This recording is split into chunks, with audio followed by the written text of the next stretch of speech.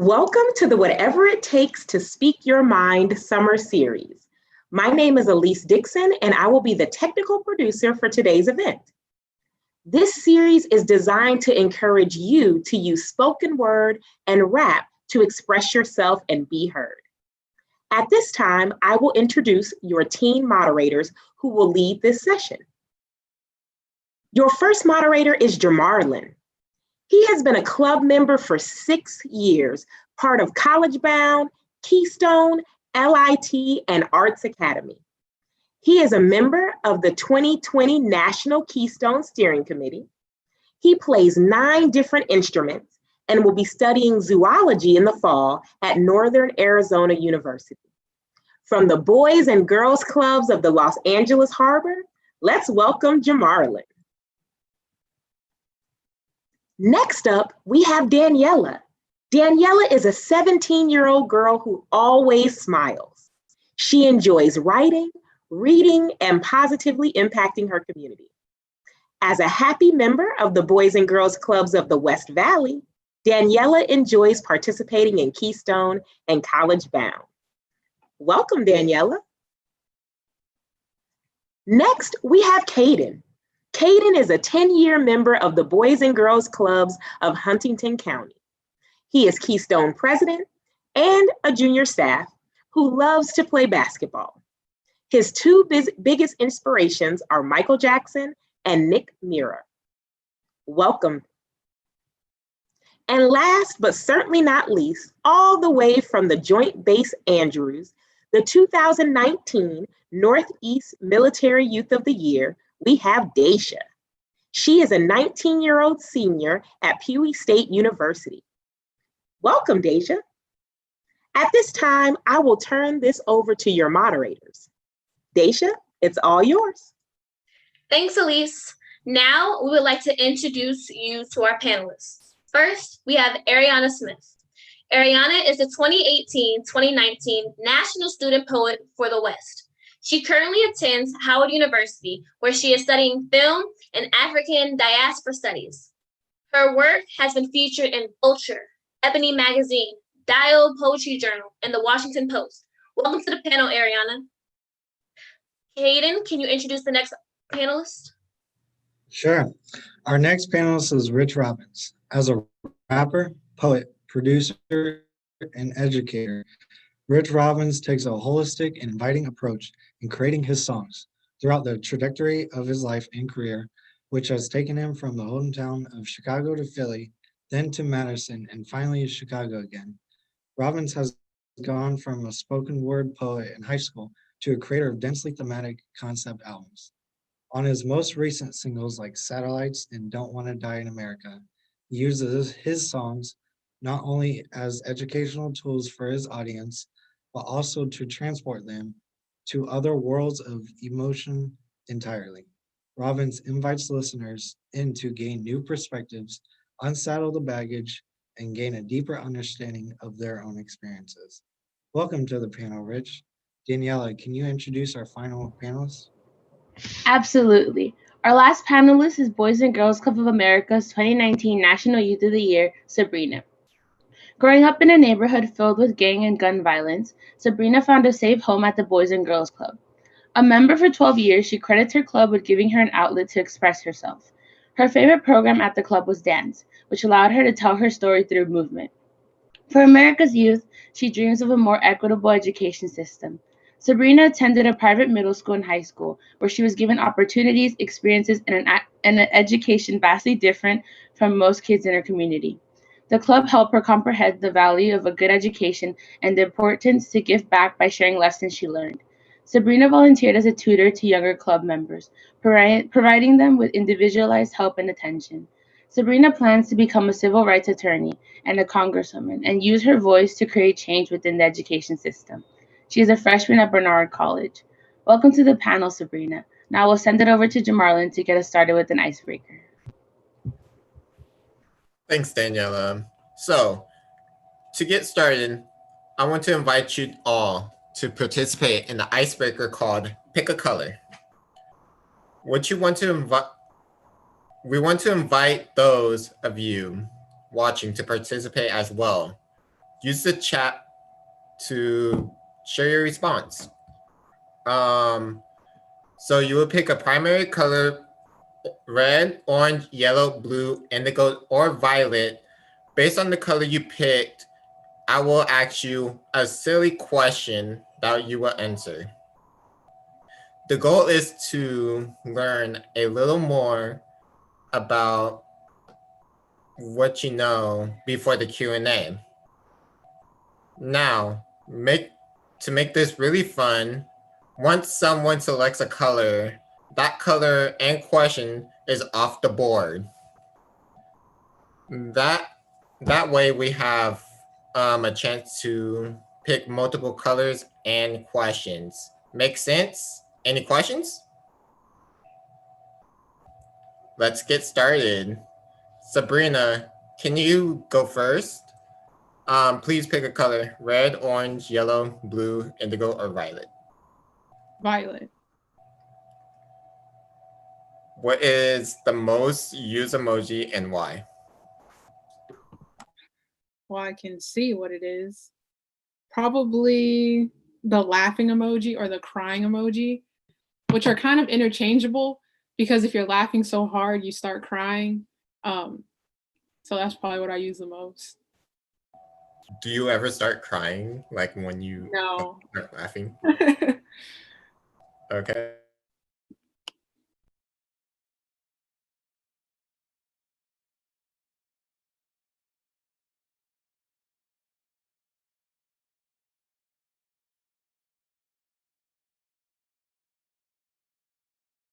Mute. Sorry, my bad. Anyone else want to answer? And please use the chat to say your information. I know for me, my most used emoji is between, again, the laughing emoji, of course, and then I'm a sucker for love, so I use the red heart emoji a lot. So when I see my friends, like, oh my gosh, like I just love it. So yeah. Okay. Anyone else wants to answer? Okay. Next up, Rich. Pick a color. I'll go with indigo. Okay, your question is, if you could have any superpower, what would it be and why? Question is right up my alley. I would want to. I think I would want to move super fast. You know, like kind of like a Flash kind of thing from the comic books. In the comics, he at one point ran so fast he went back in time. I think that would be, you know, kind of cool to try to test that out if that's a real thing or not. And also, like, you know, it would just be cool to play some sports. Like I'm like semi athletic, so it would be cool to just like really show out and maybe like try the Olympics like one time, you know, and then just kind of disappear after that. What sport would you do? You know, I think I try to play football or something, man. You know, that I'm a big Madden fan, so maybe, you know, maybe I'll become a Madden character one day. Okay. Anybody else wants to respond to that question? Oh, my superpower would be telekinesis because sometimes I lay in my bed and like I get really comfortable and I want to get up to like turn off the TV or turn off the lights so I can just whoop, and it turns off. Thanks for that answer. Please use the chat to say what else, to say what superpower you would like to have. Ariana, pick a color. I'll go with red. Okay, your question is, if you could be any season, what season would you be and why? I would definitely be fall because well, first of all, I was born in September, so I was born in the fall. And then also I just love Halloween and I love like changing of like the color of the leaves. And it's just like a nice, calm time. I love warm things, so like naturally, like, I don't know. Yeah, I would be fall for sure. Okay.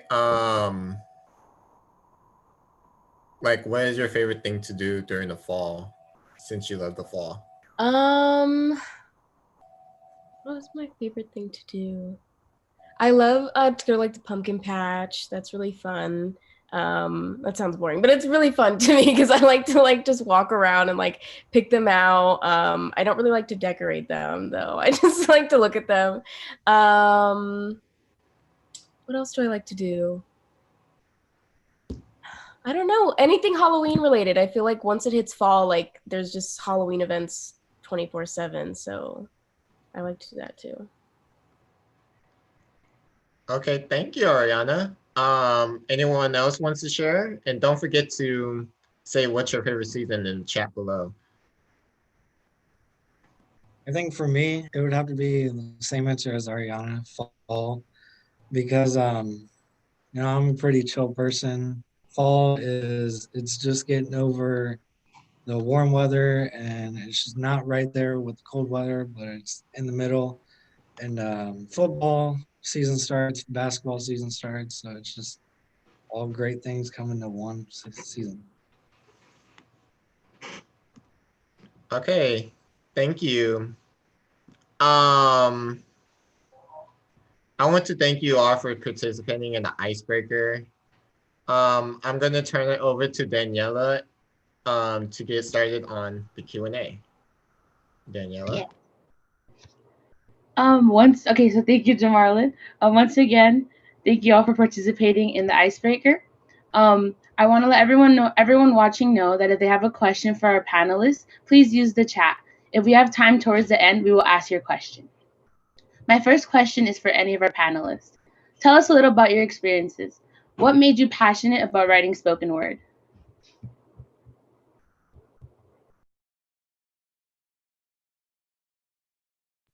I can start. Oh. Go ahead. Go ahead. You got it. I was just gonna say that like when I was younger, I experienced a lot of things that I didn't understand, and I felt a lot of emotions. And for me, like it was a good outlet to just start writing. And I would just like journal things. Like if I was angry, I would journal things. If I was like happy, I would journal them. And somehow, like when I would write these, I would just write stories, but it would start flowing out of my head in like a poetic form. And I didn't understand why I couldn't just get like regular sentences. And that kind of just became my thing, was just like, especially when I was going through issues and I didn't want to talk to people about it and I didn't have therapy, like I would just start writing. And so that's pretty much how I got involved. Yeah, I want to just bounce off of what Sabrina is talking about in terms of writing being kind of like therapy or very therapeutic. When I was going into ninth grade, I was about 14 years old, and I lost somebody that was really important to me, and lost her in a way that was very unexpected. And so being 14, I didn't have a lot of outlets to really cope with what I was feeling. And that feeling of just getting somebody kind of torn from under you, like a carpet. And writing very quickly became a way for me to be able to express what I was feeling, how I was feeling it. I was able to get anger out on the page. I was able to get sadness out, and I was able to perform them in front of audiences that it kind of felt like I was keeping that person's legacy alive by being able to perform pieces about her. And then it kind of just formed into, I started writing about just like political things and things with my identity and topics on just how I kind of functioned in the world. So it started as a coping mechanism and then kind of became something that I saw could get a bigger message out. So I wanted to pursue it more.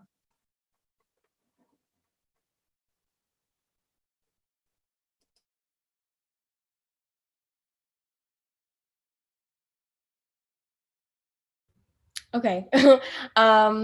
I would say for me, very similar to both Rich and Sabrina's answers. Growing up, like as a Black girl, especially in like a very predominantly white area, was a very difficult thing to navigate. So I had all these like weird, I had these weird feelings surrounding that. And like as a young person, it's kind of hard to verbalize them. So I turned to writing and I turned to poetry. And Ever since then, I've been using it kind of as a coping mechanism. And then once I started putting it out there, I just became more and more comfortable with sharing my political thoughts, and also turning it more so into, instead of like as a coping mechanism for me, more so like a tool to like for advocating. I don't want to say for change because I have weird feelings about that, but I guess like as a tool for helping other young Black girls like feel uplifted. I was a part of a program, the National Student Poets Program, where that's basically all we used poetry for, was bringing awareness to using poetry in that way. So yeah. What's an emotion that you guys often find yourself writing?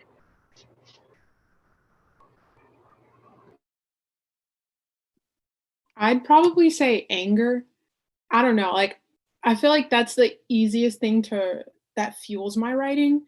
I'll feel something and I'll just be upset and I'll just like instantly things will just start flowing automatically and I'll just start writing it. But yeah, probably anger.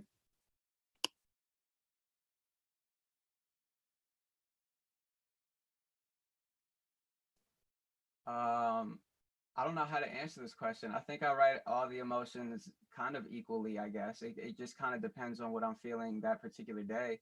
Some days I wake up and I think life is just kind of kicking my butt in a special way. So I need to kind of write that down.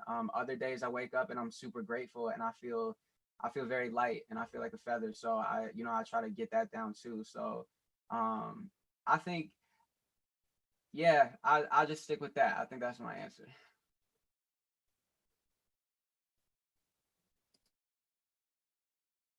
Thank you all for sharing. Thanks for taking the time to answer our questions. As we mentioned before, this event kicks off a challenge to encourage teens across the nation to engage in a virtual cipher where they can create and submit their own spoken word or rap. We would love if each of you would be willing to share something you've written.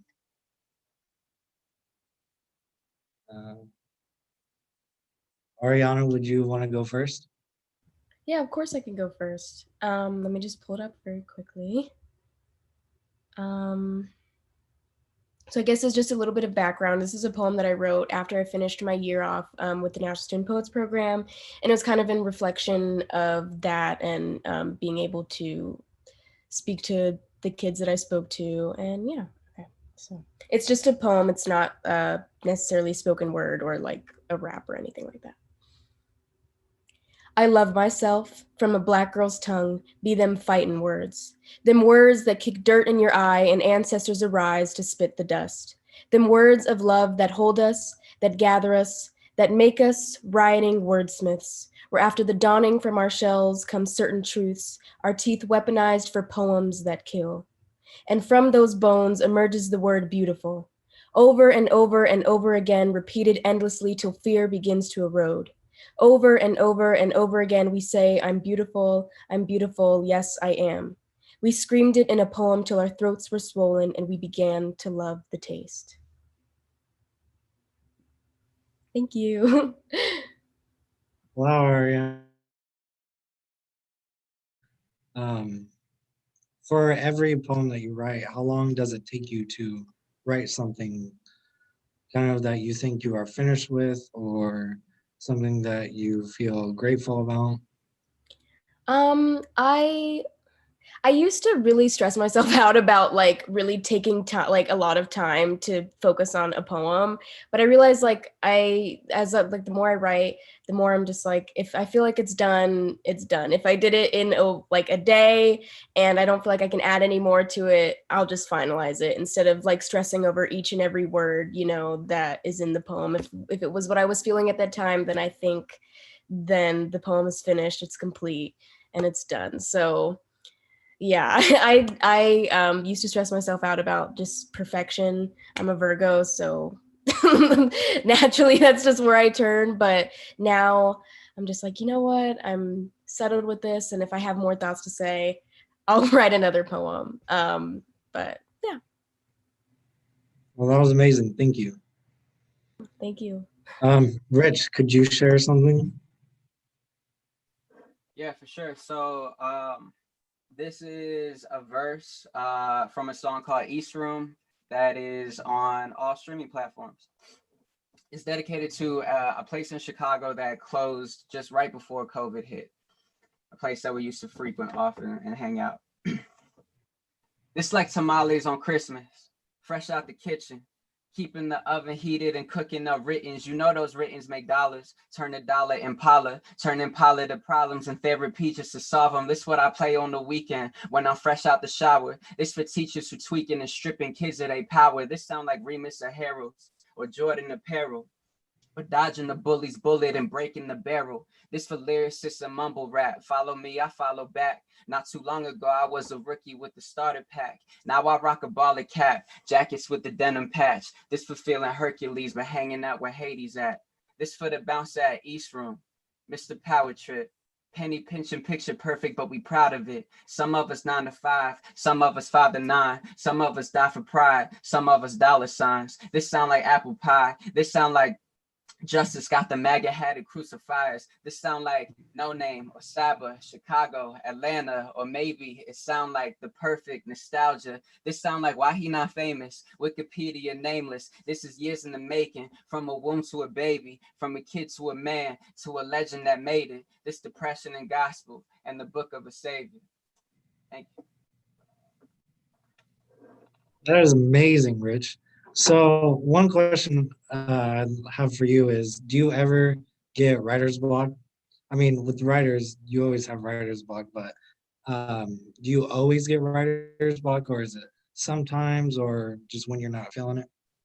I definitely get writer's block. It happens probably, more frequently than I would like it to happen, but it's a part of the process. And I think I'm at a point where I'm kind of just forgiving myself for getting writer's block and understanding that I think my body and my mind just need a time to rest. It can't be on 10 all the time. So writer's block is natural, but I think there are kind of like little tools that you can set yourself up with to be nice to yourself while you have writer's block until you get to a point where you're comfortable again writing.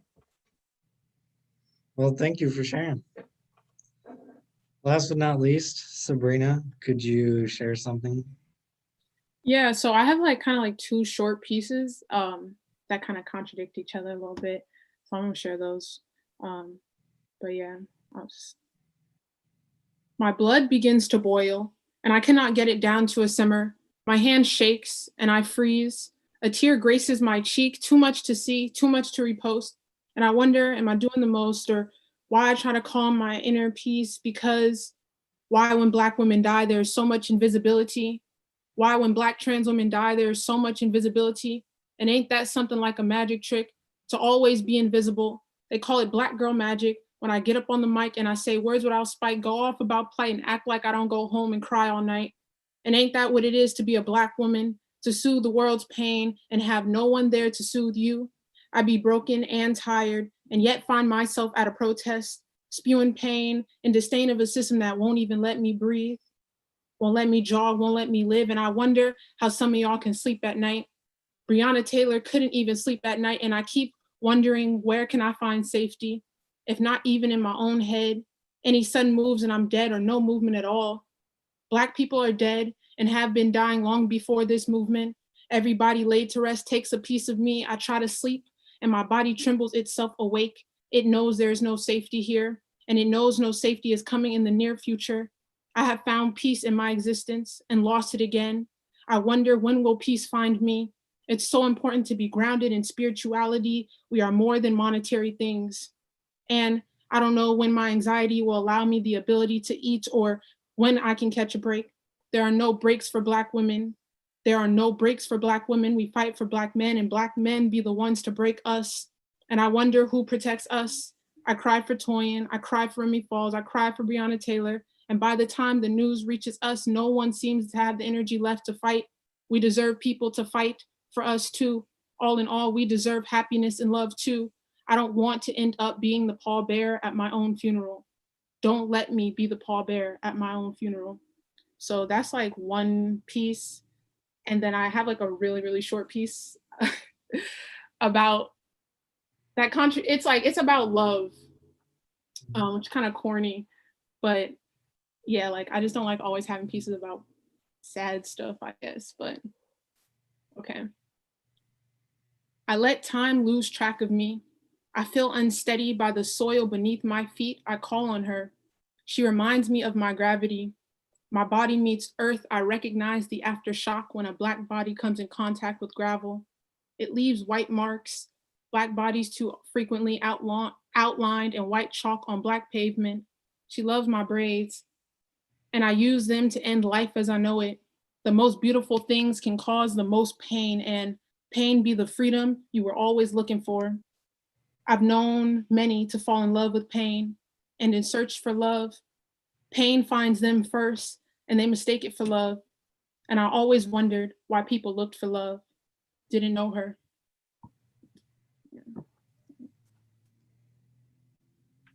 So that was really amazing. So one question that I have for you is, you kind of talked a little bit about you don't really write or do anything with like sad stuff. With that, what emotions would you usually write off of? Do you usually write like sad stuff or happy stuff? Like, yeah. To be honest, I do write a lot about sad stuff, I guess. But I think, like, I feel like a lot of times I just write about my own experience and it just happens to be sad. Like, I remember I've literally like intentionally be like, I'm gonna write a happy poem. And then it ends up turning into a sad poem.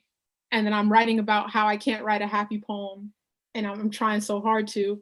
But yeah, I don't know. Sometimes it just flows naturally, just out of my head. And I just go with it. Thank you guys for sharing. So now I have an interesting question for all of you guys, well, the panelists. What's the most embarrassing moment performing, and how did you bounce back? For me, when I was in the program, I didn't know what the audience was going to be when I was like it was so background. They had flew us out to New Jersey to do like a poetry reading / workshop. And I didn't know exactly what the audience was. So the poems that I had prepared had curse words in them. And and the audience was like mostly kids that were, I think, from the age group of like probably around 7 to 12. So I really had to rush and like change the words right before the event. Like as soon as I saw the audience, obviously I had to fix it. But that was kind of embarrassing because the poem did not flow right. And I didn't have anything else like prepared in terms of like the subject matter that they had asked me to speak about. So that was kind of awkward. And I don't think the kids could tell, but for me, again, being a Virgo, it was just like, it was an embarrassing moment for me. But I guess it's not as bad, but still, that was the most embarrassing moment that's happened to me performing. I feel like with that experience that you had, it's more so like you're able to readjust real quick, you know? So I guess, you know, although you're a Virgo, that's still getting yourself out there in a way. You know? Yeah. Rich, Sabrina, anybody else would like to share? So I used to perform a lot. I went to college in Madison, Wisconsin. And I used to perform a lot on campus, and I perform a lot with my friend since '93. He's a producer that I work with closely. And we were doing, it was a pretty small gig at a venue in Madison, and a song of mine came on, like, you know, like we're in the middle of the set, the show is rocking, everybody's like having a good time. And for some reason, like this was a song that I've done like, you know, like 100 times before. And I just totally blanked on the opening of the song. Like I didn't even, something just stopped working in my brain. I don't really know what happened. But I turned to Ben or to my homie since '93 and was like I looked at him, like my eye contact was like saying, save me. Like, I don't know what just happened. But he was quick with it. And just like Ariana, like the audience never really knows when you mess up. Like you're the only person that knows. So we were the only two that knew it happened, and he, you know, he's like a wizard on the ones and twos, so he was able to spin it back real quick. And some people that knew my music were like, they kind of knew what was up, but we continued with the song, and we rocked out, and it was just something to laugh about afterwards. See a pattern of resiliency happening right now, you know, bouncing back and back. There you go. Yeah. So I like to consider myself like a last minute poet, if that makes sense. Like a lot of people will be like, oh, can you come perform here? And I'll be like, okay. So recently I was doing a lot of like protests because like my kind of poetry like really ignites people. So I was like going to this protest, but I like didn't finish the poem. And I was like writing it in the car, like on my way there. And I like didn't practice it at all. And so I get up on the stage. I mean, it wasn't really a stage, but like, yeah, like I picked like I literally had the poem last minute, like as I'm getting out of the car, like I'm finishing it. And then I go to the mic and I perform it, but I end up like skipping this whole little section because I'd never like said it out loud before. But nobody really noticed. But I think I've done that probably like maybe 2 or 3 times, which is enough to not feel good about, but yeah. At least you was able to get your point across at the end of it, you know, still getting that emotion from everybody. But thank you guys for sharing that. That's interesting to me, you know. Let's take note. Those was really, really good answers, actually. So teens watching are going to be invited to participate in the cipher, and to be able to create their own spoken word or rap. So what advice would you give to them in general, and how do they start on spoken word and lyricism? I think in terms of starting, one piece of advice that I got when I was just starting off was consume 3 times more art than you put out. So if you are interested in spoken word or rap, either one, I would really encourage you to find artists that you really like and follow them on Instagram, subscribe to them on YouTube, get as much of them as you can. Some poets that I really like are Ariana Smith, Sarah Kay, Rach Jackson, who's from Chicago. Jose Olivares is great. So I would follow them, and then maybe even go to some events that I mean, COVID's happening, so maybe they're not having necessarily events right now. But I would just try to consume them as much as possible. And for rappers, I'm a big fan of Kendrick Lamar and Chance the Rapper and No Name and Saba. So these are artists that I follow on Instagram, and just try to pick their brains through the virtual space that we have. But in terms of like maybe joining the cipher today, I would really just push your creativity. Don't be scared to be as imaginative as you want to be. I was talking about the Flash earlier, you know, like that would be a really cool thing to try to incorporate some type of metaphor in there or something like that. So don't be scared don't block off your imagination. That's what makes you the most unique, and that's what people latch on to the most. Nice. Do Ariana, Sabrina? Sorry, I think it's what advice I could give, right? Okay, so I think, I don't know, I just feel like do what's comfortable. I feel like you'll see things and you'll try to latch onto that, like something that you may like. I also would recommend listening to just a lot of poetry or a lot of rap if that's what you're into. Like in my free time, I'll just watch like poetry videos when I was first getting started. Because I originally started off working with this organization called Youth Speaks. They're a really big organization, and so that's definitely a good place to start. Go to open mic nights. Maybe look for them in your area. Probably not happening because of COVID. But yeah, even afterwards, I think open mics is a great way to just get exposure, to get comfortable with, you know, being vulnerable, because like a lot of things we write are very like personal to us. So yeah. And real quick, even though there are not like real life open mics going on, there's a ton of virtual open mics that still happen too. So definitely get on board with those. For me, in terms of advice I would give, I also really agree with Sabrina. Getting comfortable with being vulnerable, I really had to be comfortable with that, because at the end of the day, your poem is basically an extension of yourself. Even if you're not talking about you, you're sharing your thoughts, whether they're political or your thoughts about love, life, whatever. So one is just being comfortable with the idea of being a little bit exposed, but also finding that if you're one to want to really share your poetry,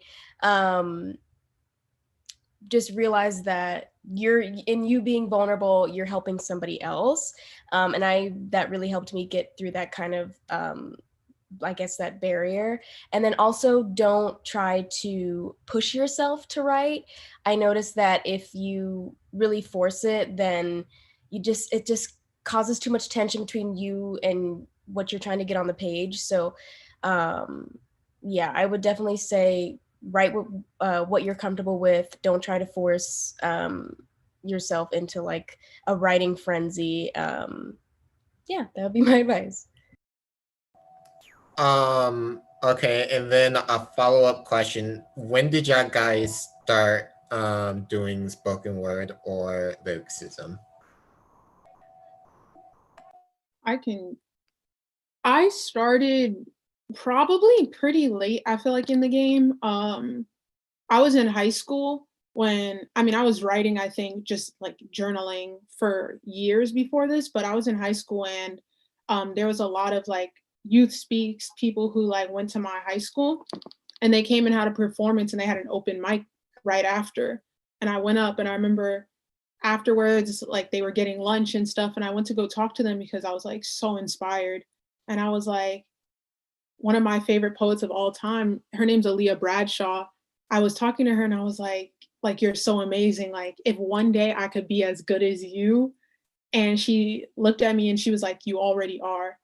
And she was like, you should come to this open mic and you should just like do that. And that honestly just started my journey. And since then, like, I've just been doing it. So.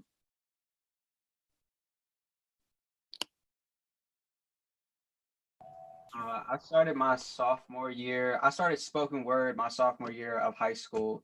Um, Again, it was just it was a way to just cope. So in my high school in Chicago, we have this week-long spoken word poetry unit where this guy comes in, who he's now my mentor and he's also my boss now technically.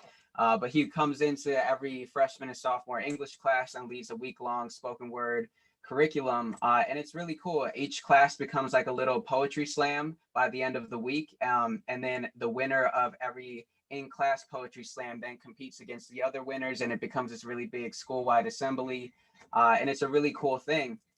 And so I kind of made it far in the competition my sophomore year. I had this rap about stereotypes that now when I look back on it, it definitely could have used some editing, but back then it was kind of hot, you know. So it was like my first taste of performing in front of a big crowd, and I really liked the idea of like, oh, people are listening to my words. I always felt like I was always a very shy kid growing up, and I didn't like to speak out a lot. And so that was the first time that I was kind of forced to speak out, and I understood how powerful that really is. And then I didn't start rapping until my freshman year of college, just because I've always liked music a lot, really loved it. And I thought that spoken word was just kind of like the stepping stone to being a musician and then working with live artists. And for me, I think the instrumentation is able to tell a different story that I'm not able to tell with my voice. And that's what I like about the blend of it all. Okay, and then we got a question from the chat for you, Rich. So they heard that you have some experience with the BGCA through First Wave. Is that true? And can you tell us about the experience of that? Absolutely, yeah. So First Wave is a hip hop and urban arts scholarship program in Madison, Wisconsin. It's a 4-year full tuition scholarship for spoken word artists, rappers, b-boys and b-girls. There's people that own their own clothing lines, just artists of a lot of different mediums, dancers, etc. And so I think they admit about 15 students a year, and it's really just an incredible space. Wisconsin is a predominantly white school, so there's not a lot of pockets of students of color, and that really just kind of gave me like a home and allowed me to just kind of explore my artistry a little bit more. So I got hired at the Madison, Wisconsin Boys and Girls Club. They had a recording studio in their Boys and Girls Club, and I got hired to manage the recording studio. So that was my experience with Boys and Girls, and I also performed at one of the keynote conferences a few years back. So I got a lot of love for Boys and Girls Club and the First Wave program. And if anybody is interested in pursuing that, if you're a senior, if you're going into your junior year, looking for college opportunities, especially spoken word opportunities, I thought spoken word was going to be over for me after high school. I didn't know that there was anything that you could explore past high school. So definitely reach out. I'm open as a resource to kind of get you connected. Thank you.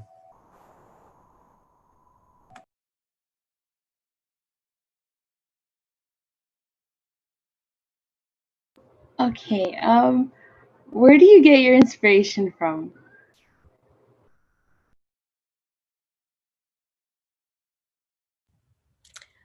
I would say for me, I mostly get my inspiration from things that are happening around me. Like I said earlier, my poems are mostly political. So whatever's going on in the world, which is all the time, I think for a Black person, doesn't just stop and end.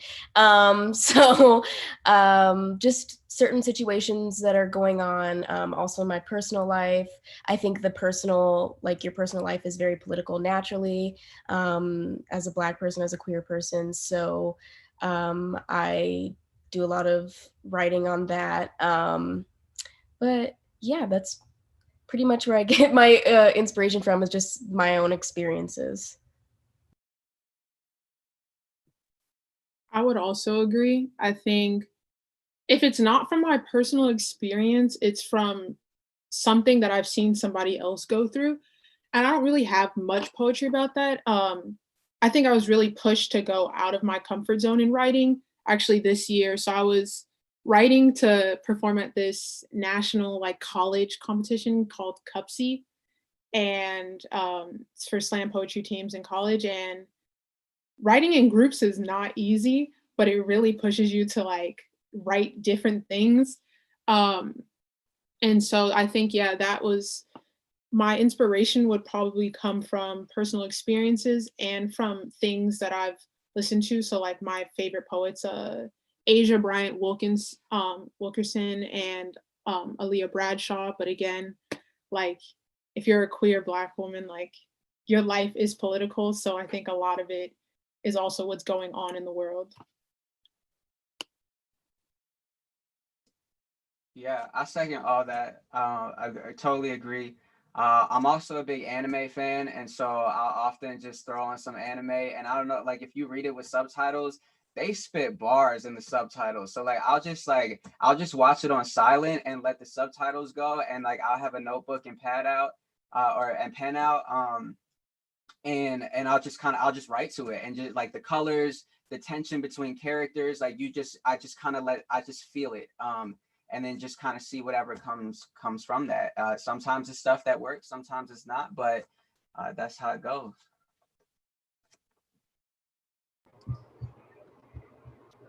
Thank you so much for taking the time to speak with us today.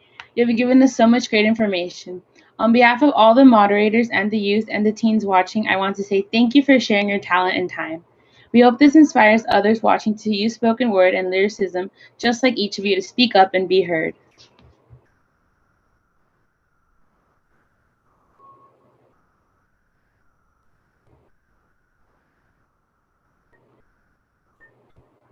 You. Thank you. You. Thank you.